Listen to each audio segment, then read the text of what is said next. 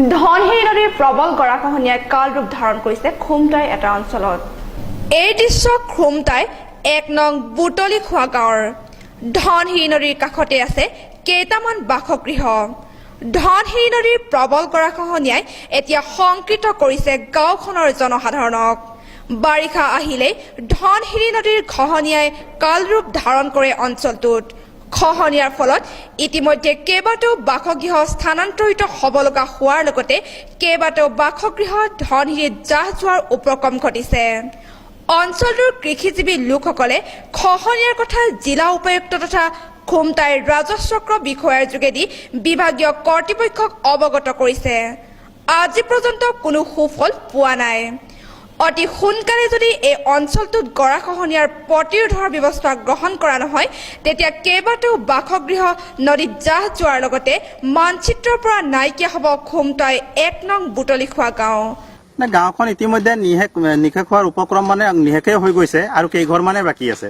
আপোনালোকে জানে যে প্ৰায় ইয়াত ১০০ ঘৰৰো অধিক লোক আছিল। ইয়াত এতিয়া ইয়াৰ পৰা মানুহ উঠি গৈ প্ৰায় দুখনকৈ নতুন গাঁৱৰ নতুন গাঁৱৰ সৃষ্টি হৈছে। আৰু গতিকে আমি বিভাগীয় কৰ্তৃপক্ষকো বাৰম্বাৰ জনাই আছিলো, গোলাঘাট জিলাৰ আগৰ উপায়ুক্ত মহোদয়ক, আগৰ ৰাজচক্ৰ বিষয়াক বাৰম্বাৰ আমি অনুৰোধ কৰিছিলো যে কিবা এটা কৰি দিব লাগে গৰাখহনীয়া ৰোধৰ কাৰণে, কিন্তু কোনো এটা কাম কৰা কিন্তু পৰিলক্ষিত নহল। আৰু আপোনালোকে জানে যে ইয়াৰ পৰা প্ৰায় আধা কিলোমিটাৰ ১ কিলোমিটাৰ দূৰত আছিল। এতিয়া খেতি পথাৰ একো কৰিব নোৱাৰি।